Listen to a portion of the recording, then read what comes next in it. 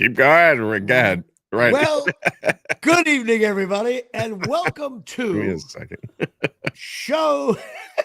Good evening, everybody. Hi, everybody. It's a perfect day here at show number 216, 216, otherwise known as show 3 games to 1.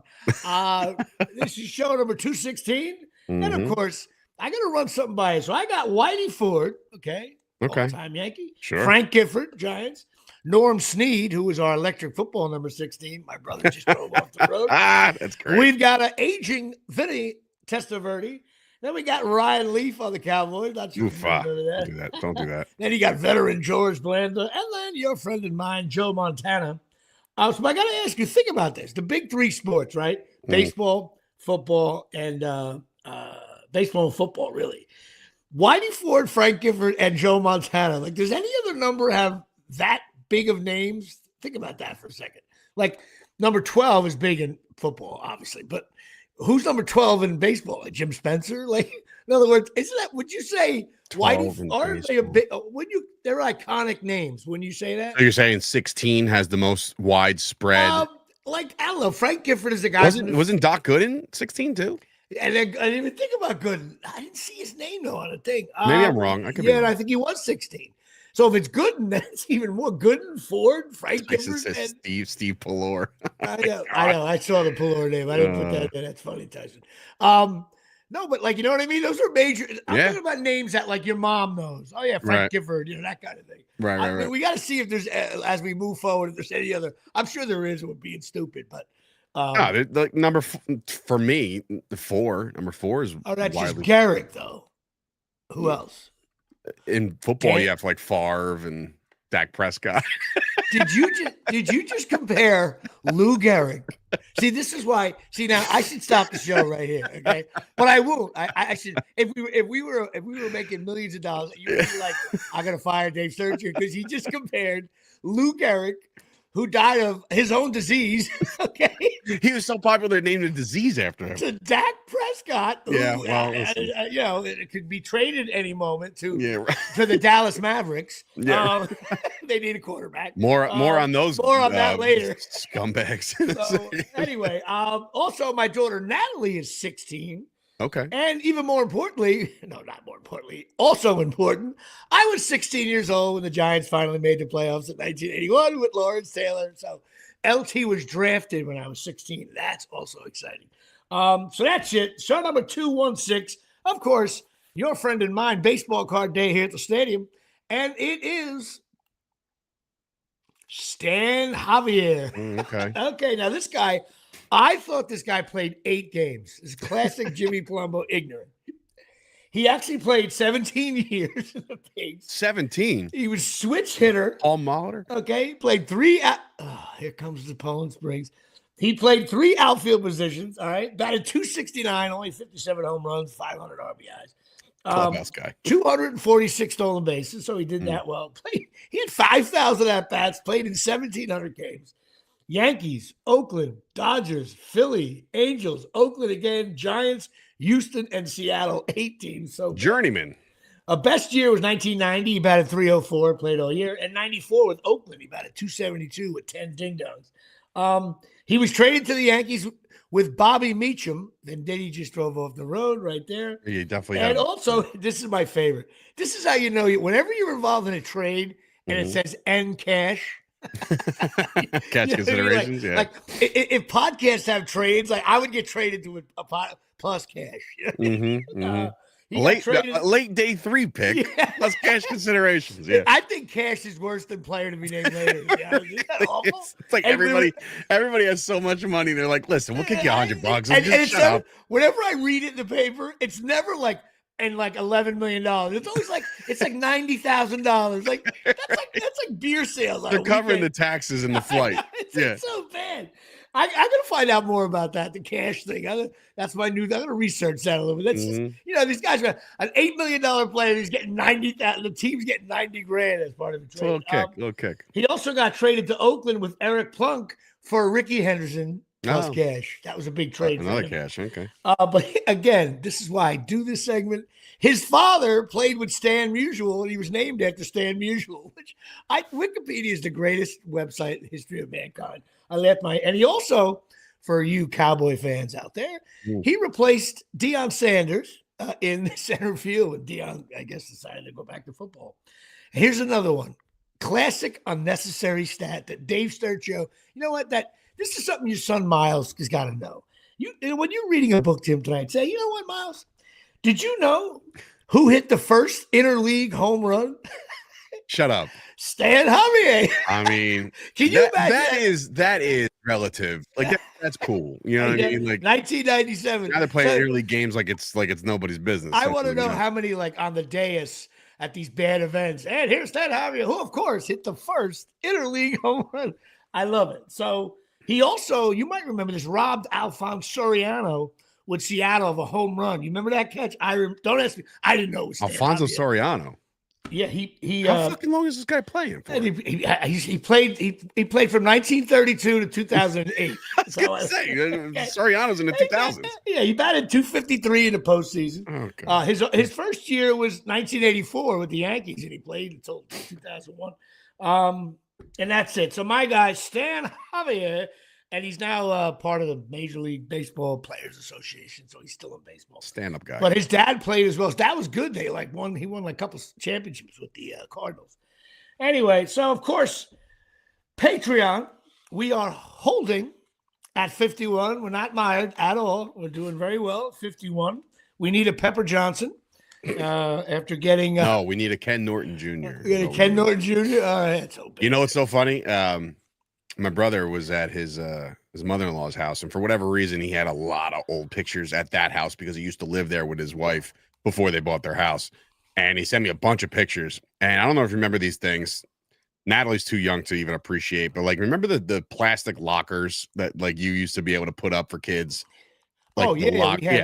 Yeah, so me and my brother had one, and he found my picture of it, and it said Dave Sturcio number 51, and my brother's like, Ken Norton Jr.? And I was like, absolutely. And then the next picture he sends me is me in my Bearcat football jersey, where they allowed me to choose one of the 50s because I was a center, and I chose 51. So you're Ken Norton Jr., big Ken Norton guy. Also, happy birthday to my baby bro, 37 years old today. So. 37, a rookie ball, please. Yeah, I exactly. got 23. I got years in the business. By the way, I don't remember, I'm still 59, but I am officially heading into aging. Jimmy Palumbo here on May 26th. I will turn the big 6-0. We'll have to do something stupid for one of the maybe the day after podcast. 26, so 14 days will be 27. So it falls on a Monday. It's a Monday. It's Memorial Day. All right, yeah. Definitely not doing that on that day. No, we're not doing it on Monday. A special Memorial Day. Actually, you know what? Not for nothing, but you probably get a lot of views considering nobody's at work. Once again, the producer Dave Sturcio whoring himself out. No, listen, I'm not whoring myself out because I am not working on Memorial Day, but you can go nuts. I want you to have that conversation with your wife around 7:30 in the morning. The kids are up. Say, hey, honey, I know it's Memorial Day weekend. It's supposed to be gorgeous weekend, but I was thinking because of views and clicks to do Jimmy's show today. It's my life, yeah. But Patreon, of course, I got to give a shout out to Alex Stetsena, who did audio for me for my stand-up show, Robin Achani, and Kevin Marzola Day here at Shea, who lives right around the corner. And then, of course, don't forget, your body needs some shit. Mm-hmm. And ChasingMiracles.com provides shit your body needs. The stem cell patches. Yeah. They also sell a couple of cool things. I just started on this new thing. You take it every morning. It's got all kinds of shit your body needs inside. They also got thing. Those hydration packs too. They got really hydration packs are cool. I use them. Matter of fact, they're supposed to be good if you put them in just a little bit of water, mix it around. Before you just let it disintegrate in there. And but we have some big. This is gonna be a short, big show for many reasons. But go to ChasingMiracles.com. Talk to Tommy and Donna, and get all your cool needs for your body. Shit your body needs. All right. Well, we got to lead off, of course, with the Knicks. Just a huge win last night. I don't know.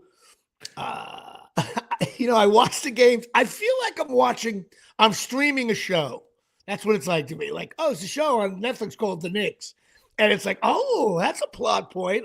Let's be down by 14 again and look like, hey, did you see that scene where they couldn't stop the guy Jason Tatum? I was pulling a Jimmy early last night. I don't know what time it was in real time, but I think I text you. I'm like, the text was simple. It was like, fucked. It was like, what was it?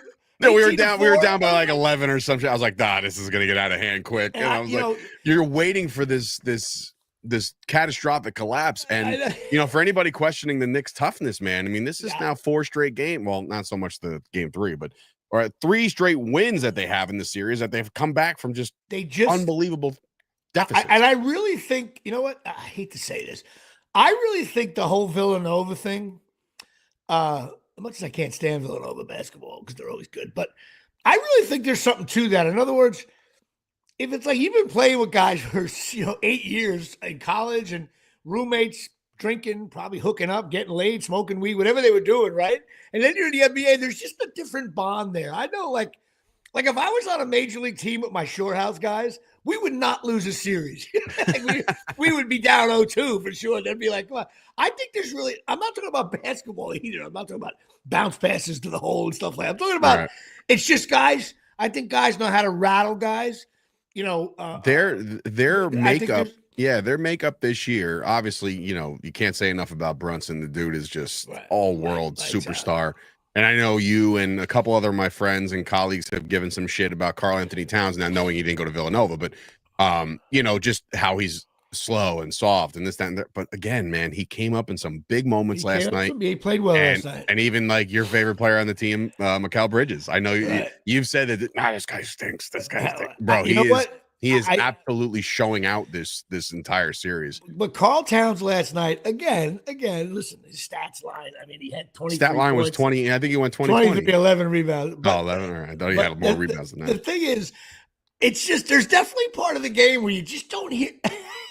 I never met a player in any sport where when you watch the game, and I know I'm right about this, you watch the game and you're like, oh, you played well. Then you look at the box score and you're like, wow, that's really well. But when you watch the game, in other words, if he was a chick, he's not a 10. But then you look at a photograph. The Knicks had 4. I think the Knicks had 4 guys with over 20 points. I tell you, that's why I think they won the game. They had the most balanced scoring of playoffs. And they absolutely crushed it underneath the boards too. Yeah, like a lot of mid-range jump shots. And Mitchell Robinson had a big game too. He had a lot of really. I mean, the guy, I'm a better free throw shooter, but he gets rebounds. I officially am a better free throw shooter. But it's like you need Mitchell Robinson in the game. He's always got the plus stats. You know what I mean? Like he's getting rebounds, he's getting the gritty shit. Totally agree. This game was never, when they kept pulling within 1, within 3, within 5, and then they were up by 2 and 3 and 5. It was the fourth quarter, man. It was wild. It was wild to watch. And you and I were texting back and forth like one stop. They're up 7, and we're like 8 seconds left. We're like, we're still gonna lose. Like, I know that was one of those games where I thought, now I know Tatum got hurt. He was awesome. Brutal that's a bad scene. I never root for injuries. Nothing you could do. But I will say this: him getting hurt last night, I still think the Knicks would have won the game. When he got hurt, well, no, he got hurt with like a minute left. So I don't think it affected. That was a put home dunk by OG. Yeah, another one that plays it out of his mind when he needs to. Like but as much as I feel bad for Tatum, I'm like, you know what? There's a little part of me that's like, you know what? Screw the Celtics, because I remember being a Knicks fan years ago, and Bernard King went toe to toe with Larry Bird. I mean, when I say you got to watch highlights of that, it was like, oh, Larry scored 38, Bernard King 42, and then the next year we were like all pumped up. We got Bernard King. Knicks had a good little squad. Not saying they could have won it, but they were good. Knicks were good. And he blows out his knee, and then 3 years of it, and Ewing, it just went to shit. And the last year, the Knicks who played the playoffs last year, everybody was hurt. But I hate to see if it's was it announced? Is it the Achilles? It has to be, just based off the way that he planted that quick, and you know what? The rest of the body moved and his foot stayed. I know, like nasty. Lawrence Taylor was never the same after that. Durant. And you know what the problem is, dude? Like when you get an Achilles injury like that, like now in May, he misses all next year. You know, Yeah, like that's a that Boston major. Celtics team I needs hope it's to. not. Maybe it's a calf injury. You would hope it's a cramp, but the way that he was on the ground No, he calling a called a timeout, timeout. and I was like, oh, this dude is screwed. But I will say, as much of a pain in the ass Tatum has been, he's so good, right? He's so good. And it's great to see the good players do good. Yeah. Not against the Knicks. It's like it's a pain in the ass. But I said on Twitter last night, I was like, why is it that every year that the Knicks are in the playoffs, it's always some little pesky white guy that all of a sudden is just on fire. It happened last year. It happens this year. It's like that guy that shows up at the club at Woodbridge at 5 o'clock in the morning, like, who wants to play a pickup game? He's just, I don't even know the guy's name. It sucks. Pritchard, right? The dude is he's a gamer. He's scrappy. He's annoying as shit. Listen, back in the day, there was Steve Kerr. Yeah, no, there's always one little pesky little gnat that just won't go away. Like, it's just the Celtics. Yes. And I was telling a colleague last night, I was like, you know, the Knicks aren't as deep as you'd like them to be, even though, you know, when Miles Deuce McBride comes off the bench, and then last night they bring in Precious because they had to, because they were going to start that Hack a Mitch bullshit. Right. So, and that's, again, we talked about it on the phone. I still think it's disruptive to your team. I don't know, or it's like bad karma. That's what I think. Yeah, it's just like it's a weird strategy. It's like, oh, we know this guy can't make a foul shot, so let's just fucking beat the shit out of him. It's like, I don't know, man. How many? Look, what was he? Did he go to the free? How many free throws last night? I don't remember Mitch shooting a free throw last night. Yeah, that's weird. I think Tibbs finally figured it out. Like, when he realizes it's about to come, you have to get him out of the game. Yeah, at the end of the game, did you hear my text? I texted you because it was like a minute and a half to go, and you knew they were going to start hacking. I'm like, you know what? Like, you could get him out of the game. We're up by 7 or 9. I said the same thing. I was like, and he's gone. Just like that, he was gone. You know who another enigma? Like, Porzingis scored 20 points a game. That's a lot in the NBA. And if you average it, yeah. And he killed the Knicks this year because I've always thought Porzingis as a guy, he really could have been like a LeBron because he's tall, he's fast, he can shoot. Porzingis has all the skills you need, but I something about him, he didn't do much. He's been traded twice. You know what I mean? Like, I just feel he must be a jerk off in the club. And not even a jerk off. I just think that he just lacks something where it's like nobody's really surrounding a team around Porzingis. Nobody's building their team around Porzingis. The Knicks tried, and it failed miserably. I looked at some of the rosters, Jimmy, that we had, and some of the guys that I used to be like, "This is the future." Like, we got to do that. You know what? I'll do a deep dive this week. I'm going to look at some rosters from certain years. I mean, it is brutal. So we got Wednesday at the Boston Garden, and then Friday. And I say this, you got to close it Wednesday. Do not bring me to Friday, because Friday I know for a fact that my ass is gonna take myself to a bar or something like that and watch it because it's Friday night, and I'm like, let's do it. It's gonna rain. You might be bringing Stella to a dance place in Somerset, New Jersey. Scheduling on that this weekend, man. Friday, Saturday, and Sunday. You definitely got to get her there if you can. I think Sunday is probably a best. I'll find out the times. Yankees, of course, on a little bit of a roll, pounding bad teams. We lost Cabrera for probably another. Yeah, that's a bad loss. He's the starting third baseman. But you know what? Timing of it, hopefully LeMahieu is. They're saying he's back, and then you know what's going to happen. Stanton will come back, and Ben Rice will go down or something like that. So it's like it's always a weird timing thing for the Yankees. But yeah, this one sucked because we're running away with that. That looks career-ending to me. I mean, I wouldn't say career. Yeah, I mean, look, his foot went the other way. His foot got stuck. So it's like. I hope it's a broken bone, not a tendon. Right. You don't want to tear anything. We'll find. I guess we're going to hear a lot about injuries today during the day. So yeah, Cabrera. That's it. Of course, OxyMagicUSA.com. Tatum definitely has dirty carpets today. I actually got a call from a guy. Missed it on Facebook as me and Dave helped me do a deep dive into the world of Instagram and Facebook, and somebody contacted me for. About a week ago to do some ads for some kind of cake business, and I'm gonna get in touch with them today. But go to Oxy Magic USA, the best carpet cleaners in the world, and we're gonna get to more of that in a second. They're all green seal and safe, and it dries in 2 hours. Dave used them, I use them. They're great. They come to your house, they move furniture around. I might need a round 2, actually. I might have to call them. I might need a round 3, as a matter of fact. So go to Oxy Magic USA. Now, this show's a little odd because we kind of have to do it right on the button because I got like health issues. I really do. I got to go to the dentist again. I went last week. I got to go again. They're gonna they fuck put you a up crown. again? They put a crown over my one tooth. Looks good. Feels good. I got to do another one today at 12:30, and then of course I go for the. I got the implants in. I got to get two. So it's like 4 new teeth in the way in the back. It doesn't really matter, but still, it sucks. Also, I went to the skin doctor. I love having shows like this. Now I feel like What's something ailing Jimmy this What's week? ailing Jim? That's gonna be the new segment. No, it's so funny. You'll appreciate this. So you go to the skin doctor, and you lay on this like chair, and you really should go if you have it in your plan. I've never been to a skin doctor in my life. I know, but dude, they look you over, they catch shit, right? Blah blah blah. So all of a sudden he's like, what's going on over here? Right on my over here a little bit. I'm like, uh-oh. He's like, hey, we treated that before, didn't we? I'm like, you told me to put some cream on like 7 years ago or something. He's like, yeah. He goes, well, I'm just really aware of those precancerous. And so you hear the word cancerous and you're like, and the Knicks. What am I talking over? I'm like, no, I can't die now. The Knicks are up 3 games to 1. Just wait at least a couple weeks. So I got to put this cream on for 2 weeks, and they say it's going to like burn and rip my face off. Nice. I'm like, what is going on here? Take this acid and drip it onto your. I got to do blood work in June, and then they're going to want to talk. Actually, I just got a script written for me from a buddy of mine who he's like, go get your blood work. You got to figure out. I haven't got blood work in so long. You got to get that, bro. You got. Well, I got to make sure that it makes since I'm on all sorts of fun stuff, I want to make sure I'm not about to heal over and die anytime soon. So you got to get that stuff, bro. You get it full. I actually, you know what? As much as I'm a lazy sack of shit, I'm good about that. I had blood work for the last like 20 years, and you can see like, the stuff that it's not supposed to go up.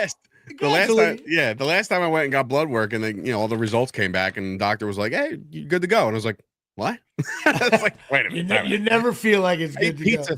Every day for the last, 30 years. Like, how am I okay? When I was in LA, I went out drinking like on a Tuesday night, forgot I had to get blood work in the morning. I was drinking like scotch, and I go in there, the guy's like, hey, starring in he made me come. That's very funny. Down Clark with a back 3. Very good. No, he goes, I go, I'm sorry, man. I had a late night. He goes, yeah, you got to come back next week.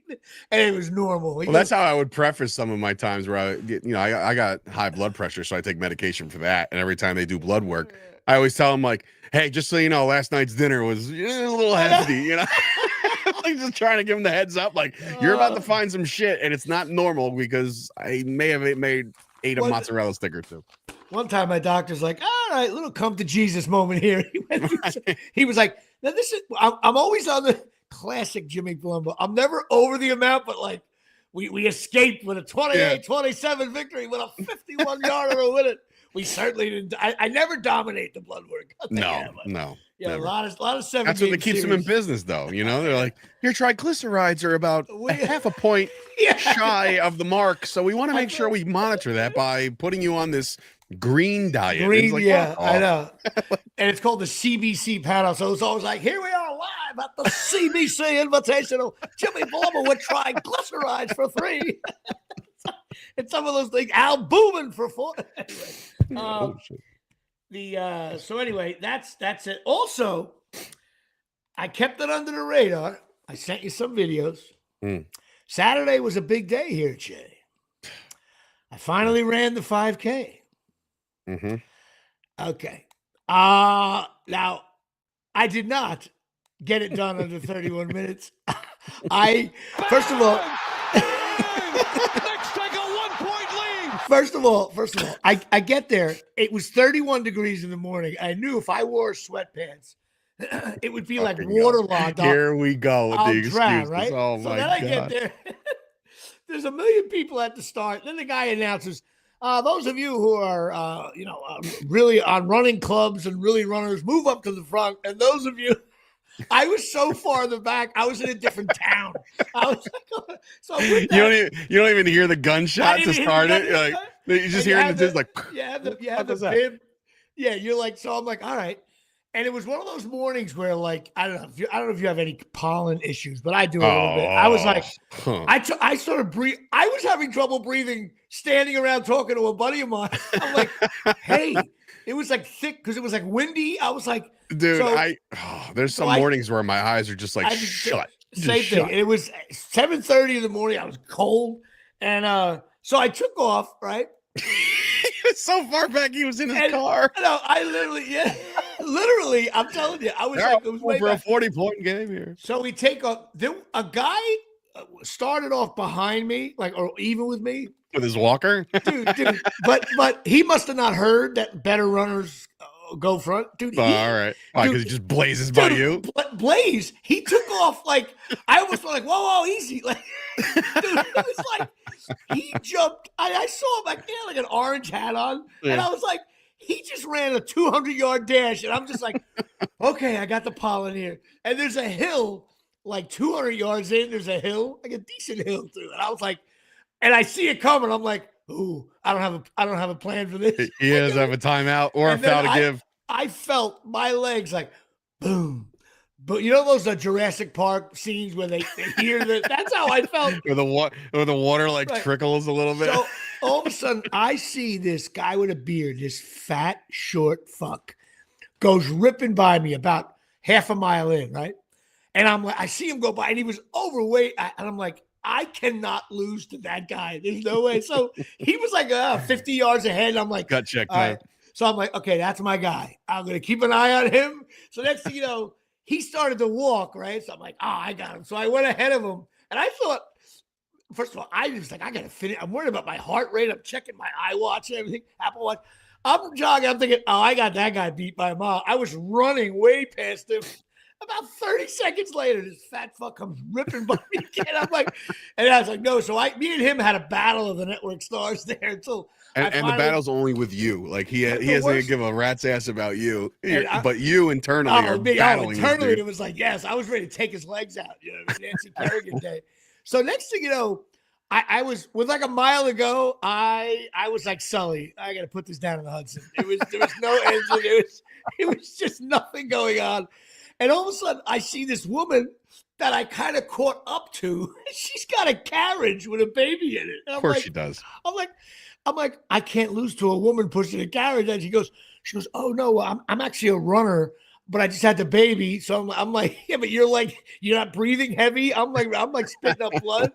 So then all of a sudden, I walked with her for a little bit, and she goes, come on, we'll run a little bit. She was running with the carriage. All of a sudden, she goes, yeah, me and my husband like to run this race, whatever. All of a sudden, I see a guy sprinting toward us. It was her husband. He finised, turned around, and met her. Oh, man. What a triathlete all of a sudden. Like, so come on. He pulls up, right? The baby was only like a year, couldn't hear me or anything. And I was like, he's looking at me like, why is this guy like walking with my wife? And I'm like, I look at him, I go, are you fucking kidding me? I'm losing to a lady in a carriage. Now I'm getting lapped by the husband. And he started laughing. So we went back and forth. And so we got to the end. They were, I was like running, I don't know, maybe 20 yards out. Dude, believe me. And then all of a sudden I realized that I could finish under 45 minutes. And then I thought, if I could finish under 45, that's horrific. But at least it's something. I can hang my hat on. I can walk it in 60s. I finished in 45. But with like 10 yards to go, I look at the lady. I'm like, I got to sprint ahead of you a little bit. So dude, she goes, okay. She let me win. She let me cross the finish line. And you know what I did? I walked, because right past the finish line is a parking lot. People puffed your chest out like, yeah, motherfucker. Yeah, I was like, whoa. And but people are like hanging out, waiting for the winners. And people are on their third meal by the time you're done. People eat oranges and bananas. I was hungry. I was cold. I was like, I literally walked right to my car as they're announcing the winner. Some guy finished it in like 8 minutes. So I walked right to my car. So I'm getting the fuck out of here. I went home.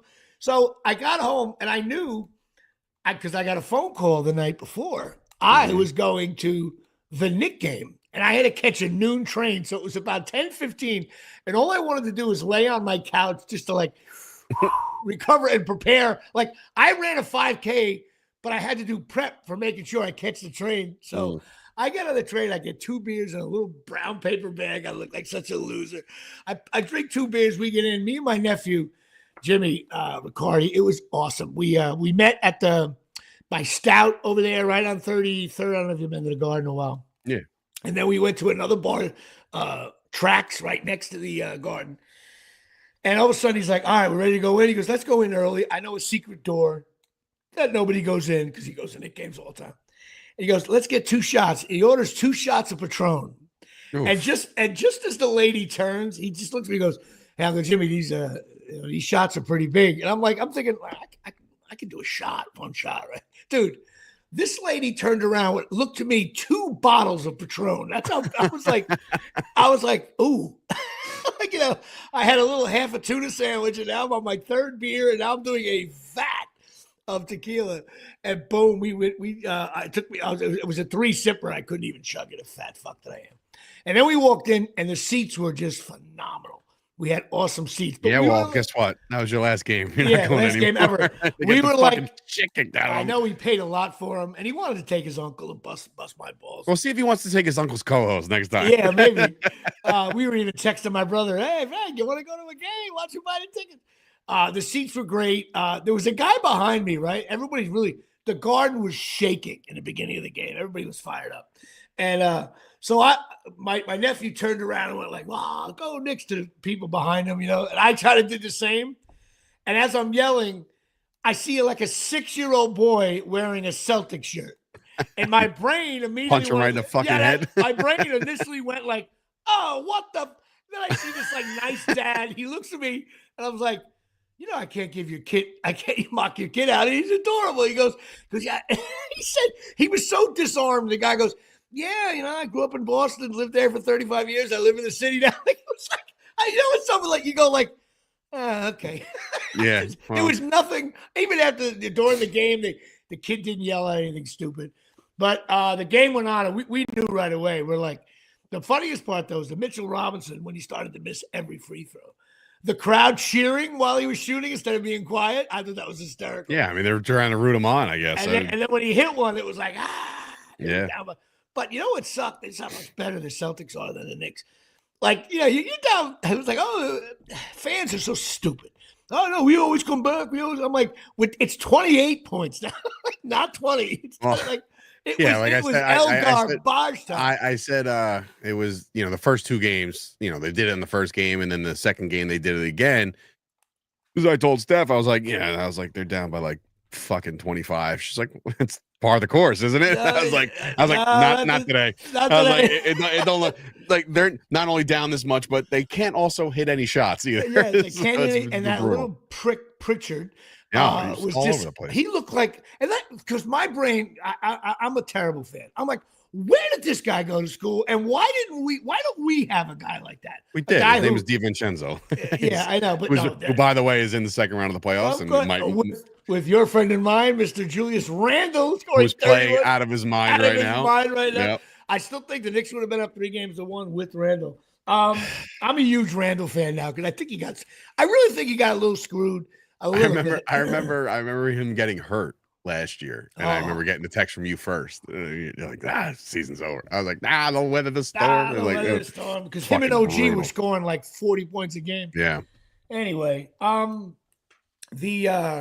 so have you? First of all, I gave you a homework assignment. Oh no, I'm not a good student. I did not. I was. Okay. Now you ran it by your wife. She said absolutely not. Like she said, she goes, isn't this show old?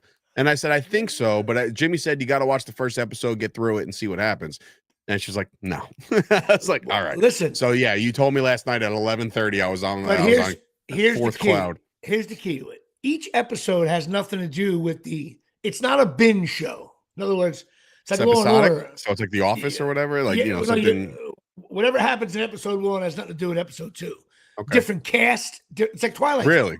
Yeah. So you can. But I'm telling you right now, if you just watch the first 7 minutes. We're talking about Black Mirror, by the way. Yeah, Black Mirror, season 1, episode 1. Tyson, Daryl Clark, all my boys. As soon as you watch the first 7 minutes, there's no way you won't text me and go, oh my God. It's like, because my sister told me to do it. And I'm like, what is my sister talking about? She never does shit like this. It's 11:30 at night. She texts me, and all of a sudden I'm like, oh, whoa. And then like watching going by a car crash. I had to watch the rest of it. It's brutal. You know but what I found it funny. I don't know. People didn't find it funny. I'm not a big movie guy anymore. Like obviously if a movie comes out and I want to see it, I'll see it. But like on like Netflix, it's normally binge watching shows of some variation. But I checked out Nona's. I watched that too. What a good movie. Cute little movie, like, right? And I was done with that movie and I was like, I was one of those guys. I was like, wow. And I looked at my sleeping passed out wife and I said, that was all right. Never mind. That was really good. It's a real restaurant. It's a true story. Yeah. It's in Staten Island. I actually want to go to that because it's not only Italian food. They have like, I was told that like they'll have a nona, someone's grandmother cook. It's like Indian, Japanese, like whatever. Yeah, like so they have and shit. Yeah, dishes there. So I want to check. I'm probably going to be jammed now because of the movie. Oh, because of the movie. Yeah, I thought it was cute. A great, cute movie. great. And when listen. First of all, when I saw the lawyer from The Sopranos, as old as she is now, I was like, "Oh my god!" I know, but I was blown away to see Tyler Shear, Adrian. I'm like, wait a minute. It was also she was old when Rocky came out. It was like Talia Shire. There was Brenda Vaccaro. There was Susan Sarandon. Who's still 25. She's dropping. She's like LeBron. Like everybody else looked like my grandfather, and Sarandon's like. I'm LeBron. I'm 42. I was like pleasantly happy when that movie ended. I was like, that was really good. You know what I mean? And even the love interest girl, she's Cardinelli. I've been in love with her since she was on ER. I'm like, this girl is my point guard. She's like Brunson. I'm a big Vince Vaughn guy, so like I like all his shit, and it was really good. You know what it was? It was like a cute, simple movie. There's no complete opposite of Black Mirror, by the way. It's as a matter of fact, I'm not going to mention his name. A buddy of mine posted something on Facebook. I can't give his name because he doesn't like when you bust his balls. He posted a screenshot of his audition for the Nonas, right? And he's like, I auditioned for this. They were. Dude, somebody did that. Somebody did that on my end too. Well, that's not saying his name. No. But I'm saying completely different movie. Like, and he was like, they were casting unknowns only, and I was between me and I had a real shot at. Why would you listen? I strike out. Who was the unknown? What was his role? So I didn't see the movie until the other night, and I went unknowns. There was nobody. Well, I didn't know Vince Vaughn's best friend guy. Like that guy looked familiar, but I don't know who he is. He's been in a few things, but still, like this guy was like, I was like, I was out there for this lead role, and then they choose some guy named Vince Vaughn. He kind of sucks. Like, that's like my joke I used to do on stage. I had this voiceover audition. And it was between me and James Earl Jones. I'm hoping to find out. It's like me, Morgan Freeman, and James Earl Jones. Yeah. I don't know. They kind of like my read, so it's like. But I just find that funny. I don't know why he did that, but it just doesn't read well. Like if I did that, I would have 80 million posts of strikeouts where I watch TV. Right. I'm like, it's like, oh, what a feel good movie. And oh, by the way, I was up for that role, but they chose another guy. So you auditioned for it. Yeah, that's what I'm saying. Like, what the I have to look back. I probably auditioned for it too, way back when. I don't even know. Jeffrey Cantor? Was it him by any chance? It was not Jeffrey Cantor. Not Jeff. Although Jeffrey would have been wonderful in it. Jeffrey Cantor is a very good actor. Well, he knows what I'm talking about. Who'd you ever beat, Jeff? Jeff loses out. Me and Jeff we always joke around. I was like, Jeff, if you and I are auditioning for the same part, the producers are very confused about how they want to go with that. He goes, I'm very Italian. Well, so am I. I didn't go out for the role. Matter of fact, me and Jeff are due for a beer. Hello, Jeff. Call me. Anyway, but with now, Dave's been very helpful. We had some. We'll talk about it. I don't care. The Avenel show, May 30th. There was some kind of I don't know. Call you now? No, not now, Jeff. We're live on the air. We had some. Well, we're gonna have Jeff on. Maybe we'll have you on next week, Jeff. We had some discrepancy with Facebook posts with my show and Avenel, and I was like. Confused that they had the wrong date there, the original date. I called up Dave, who wanted nothing to do with my phone call. I'm like, well, no, Dave, I was like, Dave, what is going? Something's wrong. I get very mad at people like lazy. Like when something is so easily fixed, and you still didn't fix it, and you're like, oh, I'll get to it. Like, no, that's your one fucking job is to make sure that you're promoting the right shows on the right dates. And it's just like, you had one job to mess around with the sponsored ads and shit like that. I'm like, you did it all wrong, lady. Like, you did it all wrong. They were getting no likes, and I'm from that area. I lived there for 40 years. And I was like, and all of a sudden I realized that there was like a double page, and it was from the old date. I'm like, Dave. So next thing you know, of course, I called the people up, and they're like, "Oh no, I think it's good on my end." And I was like, it's always good on their end. I'll change it right now, but it does take 24 to 30. And meanwhile, I called up Dave. I'm like, Dave, we got to do this. I was like, something's wrong. So we changed it. We got it up. All the dates are right now, but hopefully we can move some tickets. We had to do a little change of cast there. I'm going to still do it with Ryan. Yeah, no, I think it's going to be still a solid show. A lot of fun. A great show. Ryan's a great comedian. Yeah, I ran a couple sponsored ads, created an event page just to see if people would gauge some interest. So it's out there. It's floating. If it scrolls across your feed, you're welcome. Right. Maybe next week we'll do. You know what? Maybe I'll meet you for a slice of pizza at Jersey Boys. Say no but to if that happens, we'll just eat and do nothing. But since there's no restaurant as part of the Avenel Performing Arts Center, maybe we can we'll shoot something inside of Jersey Boys or something like that. I'm sure they'll be cool with that. I'm sure I'm going to have some pizza backstage, and Dave will be hosting it, bringing well, starting the show anyway. So you got to prepare a little something. I don't know what the hell you're going to say. Promote your own shit. I don't give a fuck. We had a show Friday down at the Ramsey Knights of Columbus here at Shea. It went really, really well. Kevin Israel, great comedian. I performed Very funny. with him. I like him. And Ryan Marr, we did it for the Ramsey girls softball team, and they're always good. They're in the finals every year. We actually had a killer set. People were very happy. We'll probably get some gigs off it. I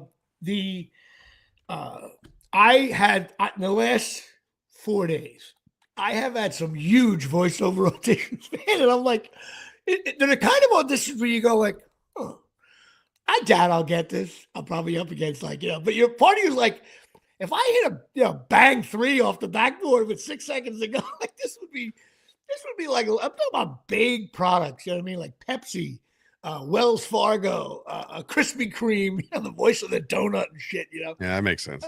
I'm like, you know what, Jimmy, why don't and you sit there as an actor, and it's so hard. Listen, I've been saying this, and sometimes I try to mentor you at showbiz, but it's so hard to book anything. And when you book something, no matter what it is, if you're in Rawway or Ramsey Knights of Columbus, you got to be like, you want bigger, but you forget like any booking is to be cherished. They're paying you. And these were like 4 big whores. I didn't find out anything yet, but I'm just thinking every voiceover artist in the world is probably submitting for this, So some fucking little skinny fuck at an age, you gotta be like, let's go with this guy. Maybe he's a beer league fan. I don't care if it's Grandmama, Larry, any way to win the game. I'm like, oh my God, it's just so hard. Also, I had a nice Mother's Day with the family. We had a nice little dinner down in Vincenzo's in Middlesex there. Not far the from former you. Point guard. Have you ever been there? It's not far from Vincenzo's.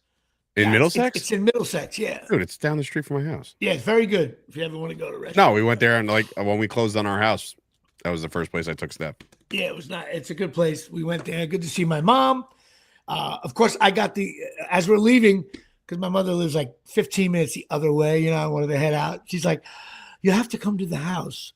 My TV's not working. No. When an 85-year-old person tells you their TV's not working, that can mean one of 5 things. It can mean, number one, the TV is cracked in the middle of it, exploding, and everyone's going to die. It could mean that she didn't turn it on. It could mean like a cable fell off. It could mean she forgot to pay the cable. But there's 8 reasons. So I walked into her bedroom. I'm like, okay, all I did was unplug everything and plug it back. And all of a sudden, boom. Sometimes that's all it takes. And she goes, oh, Jimmy, thank you so much. You're so good at this. I'm like, oh, yeah, I went to school for this. I turn the TV on.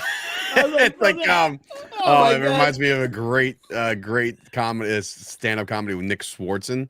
Nick Swartzen, just a funny dude. And he's like, I love lifting shit in front of my grandmother because it's like she makes me feel like the strongest human being on earth because it's so like great. when he does it, she's like, Nicholas, can you please pour me a glass of milk? He's like, whoa, with this gallon right here, and he like lifts it over his head. Nicholas, you could fight crime. That's great. That's great. I know. Funny.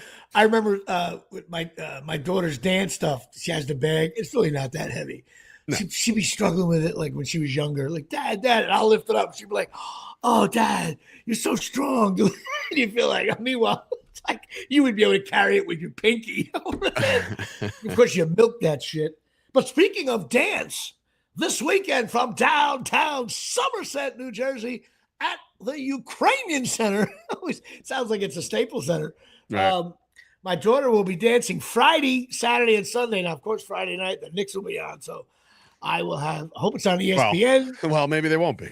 Maybe it'll be over on Wednesday. So I'm just saying, maybe. Okay, you never know. Okay. Right, let's go with that. Let's be optimistic. You never know. First of all, if the fucking Celtics win the next game, I'm going to sweat that game on Friday. How about the dumb fans? This is to all my fans out there that say this. I know you're going to agree with me. No, I don't care if we lose Wednesday. We'll win at home on Friday.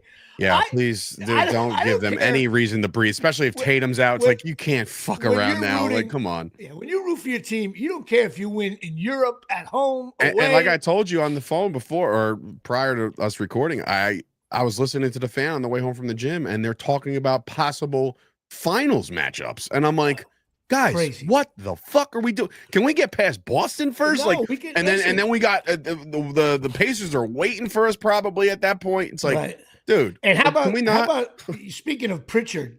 How about the storyline? So say Tatum's out for the year, right?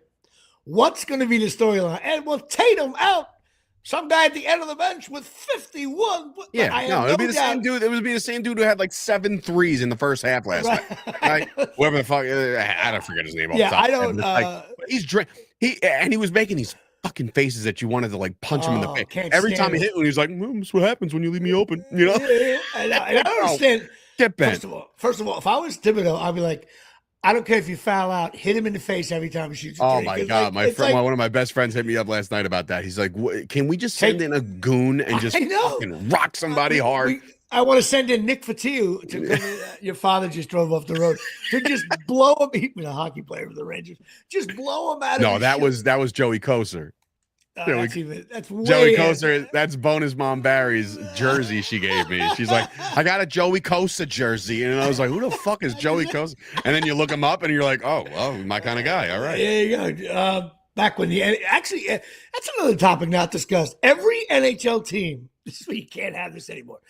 They all had a goon, and I forget the guy.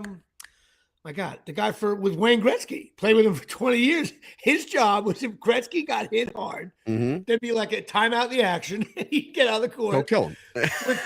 He played like every game. He had no assists and no goals. This guy, he'd make a beeline for the guy who hit Wayne Gretzky and blow him out of his shoes. I know it's a shorter show, this whatever, and you got to get out of here, but we got to talk about the draft lottery for a half a second because I haven't says here lottery. Are we kidding? Like, can you make it any more obvious that you are now fixing the lottery? Because it's you trade away stars off these teams, and then the following year they just, oh, by the way, get the first pick in the draft next year. Like the Dallas Mavericks made the most catastrophic bad trade of all time, getting rid of Luka. And all of a sudden, you reward them by giving them the first pick in the draft. 1.8% chance to land that, and they got it. I'll be racist. Happened last year too with I forget what team it was, Hawks maybe. Listen, I'll be racist. They trade a white guy, okay, and a bad trade, and they get in the draft. It just so happens the best player in the college is a white dude from Duke, white guy named Cooper. Yeah, right. The whitest of whites. Yeah, right. Yeah, it's like. It's such bullshit. And he's going to happen to the Cavs. The Cavs got the first overall pick when LeBron left. And then, when they traded away Anthony Davis out of the Hornets, they got the first pick the next year. The Knicks with Ewing. The NBA wanted Ewing to go to the Knicks. Yeah, well, that was the frozen envelope. That's what it feels like. It feels like that's what just happened. Remember there was one year, I'm going back a while now, maybe a while ago, where the Knicks had they had like a 20% chance of finishing in the top 3. And It might have been the Zion year, wasn't it? No, but they had a chance. No, they didn't have a shot at something. They had a chance of finishing at least within the top 3, and they finished. They picked 7th. Well, last year. The team tanked all last year. At the very end, they're like, "Fuck it, let's play the D League squad, guys. Tank this. Let's get that first pick." And they got 5th. it's like so. Congratulations, you idiots! You tanked for no reason whatsoever. And oh, by the way, when the Sixers didn't get the first pick, they're like, "Oh, looks like the Sixers are going to fall out of the top 7," and then they got the 3rd. And dude, come on! This shit's so fucking fixed, dude. Yeah, it seems that way. I also. For all you Rutgers fans out there, projected 2 and 3, Bailey and Harper. On the Facebook pages, I just typed in this morning. I was like, you know what? I am so not interested in this storyline. They played 25 games here. We didn't do a damn thing.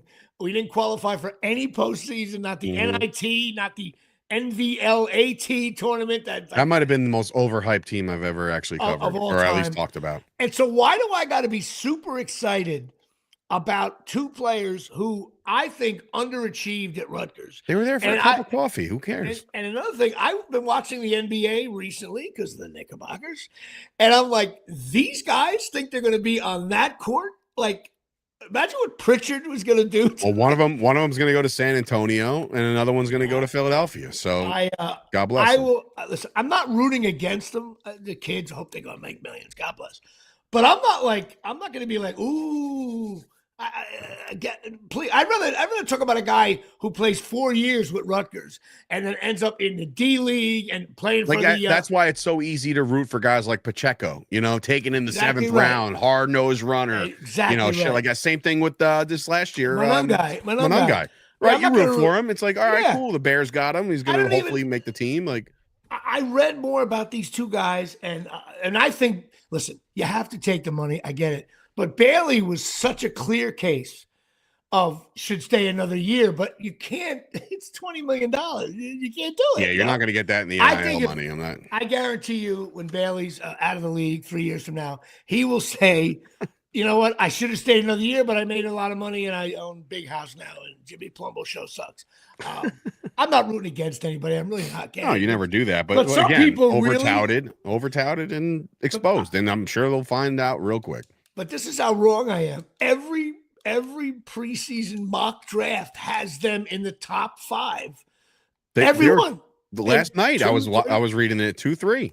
So it's going to go one draft Flag, that thinks Harper Bailey, Flag Bailey Harper. Either way, one of them had Harper going before Cooper Flag, which I don't know what games you watched, but I saw an NBA player. Well, Duke, listen, if that's their resume, how do you justify them being the 2nd or 3rd overall pick? They went to Rutgers and did nothing at Rutgers.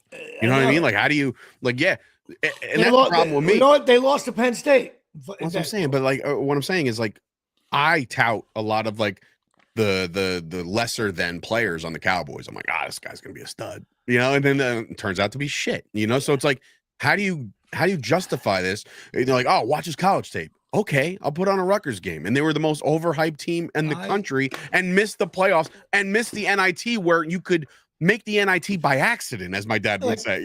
How does you make this shit by accident? How does Shedeur Sanders go in the 7th round and Harper and Bailey are going 2 and 3? Right? Dude, no. And now you're seeing, NFL's coming up, the schedule release coming up tomorrow. And I'm seeing this like, Shedeur looked sharper than the other guy. I'm just like, dude, here we fucking go already. Like, it was enough of this shit. Listen, you're a big fan of the NFL. And I've been saying you a couple years. This NFL PR machine that gets rolling, it's just like, he's a 4th string. I think Shedeur is gonna. I think he's gonna do well. A lot of people don't. I do, but it may take a year for him to get on the field. He got people in front of him. I wonder what's gonna happen with DeVito. But he's off the team. He's gone. Is he cut already? No, I'm just saying he's not gonna make the fucking team. He's got. You got Dart, Russell Wilson, and Winston. Where does DeVito fit? Do you think he'll get cut after like mini camp so he can sign with another team, or will he go through? Yeah. No, he's not going to go through he might be on the preseason roster because you keep 4 or 5 to get guys reps. But like, as soon as that cut happens, he's out. There's no way. Because he was here. He's going to be coaching quarterbacks at Don Bosco. But they may cut him in the first round so that he can maybe sign with. I think he could be a backup in the NFL. Of course he can, but he can't be a backup over a guy like Jameis Winston. No. Like he's just right, and also, now Jackson Dart, right, a rookie. No, he's screwed. I know, but yeah. So it was a feel good story. It was a lot of fun. Yay, and now you're out. It's a short-lived NFL, not for long. And Shador with the Browns. I always root for the Browns. They've been shitty for so long. Yeah, I kind of always had a soft spot for like the Jets, but like the Jets. I do like this. And riddle me this, and again, I'm so happy about it, but I'm not. It doesn't make any sense. They did like the winning percentages, like who has the hardest strength of schedule. How are the Giants with the number one hardest schedule when they finished the way they did last year? I was going to ask you that. Why is that? It doesn't make. Usually, when you shit the bed, you get an easier schedule than the following year. You know who has the easiest schedule? The Jets. So it's like they finished with like identical records, if not like a game off. Is it because the way they move from like AFC East to the West? Well, to the North, so the Cowboys are playing the entire AFC West, right? But then they'll play so like are we. But what happens is you'll play the seeded team that you like a random seeded team that you finish. So the Giants finished dead last in the NFC East, right? They'll play the last place team of a division that might have had, like for instance, the NFC North, where it was like a lot of good teams in that division, and the worst team had 8-9 wins. So now you get slated because that's where we wound up. So I don't know. Schedule's coming out. They released already that the Cowboys are opening the season against the Eagles on Thursday Night Football. At first I was That's like, a nightmare man. for me. You know what? I might root for the Cowboys that game. Well, I said if the Cowboys have first of all, the opening spread right off the rip is 7. So I was like, oof, and I get it. They're in Philly, whatever. They're gonna hang their banner. But remember last time the Giants hung their banner in 2012, the Cowboys came in there and whipped that ass. So remember the Chiefs hung their banner to 1 year. They got smoked. They got smoked last year. NFL year to year. NFL is a different. I just, you know what I'll hate? So I guess the Cowboys, Eagles play Thursday, Giants probably play Sunday, I guess. Yeah. If I got to sit and watch 3 hours of the Saquon Barkley show, where he has 212 yards and 4 touchdowns. His run defense isn't very good. I know, but I'm like, it's like even before the Giants take a snap, we're already getting shit out. Like even if the Eagles win, like can Barkley just have like 42 yards on 19 carries? Like, oh my God, I'm so sick of it. But speaking of Knicks fans, Janine Michaud is the owner of Absolute Eyewear. I know she's very excited. We texted back and forth on a group thing. Absolute Eyewear, 42 Main Street, Woodbridge. Give him a call, 732-326. Eyes. 3937, 732-326-3937.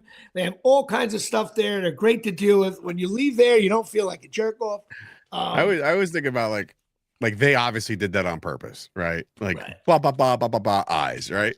And it reminds me of an Entourage episode where Eric Murphy he has a Murphy group now, and he has his own phone number, and he's like, oh look at like Ari was like, oh look at you with the big office. I hope you realize that it's 555 cock.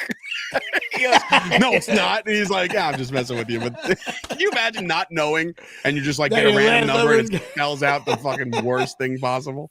I would totally tell my friends, like, give me a call, 908-632-COCK. Oh my God. Bobby Sheehan checking in, another Patreon member, big Bears fan here at Shay. All right. Got the Eagles on Black Friday. The Knicks want to talk it over. And Rutgers plays Penn State on Saturday, whatever you call it. I've only because Adam Schefter tweeted it out or Peter Schrager, one of the two.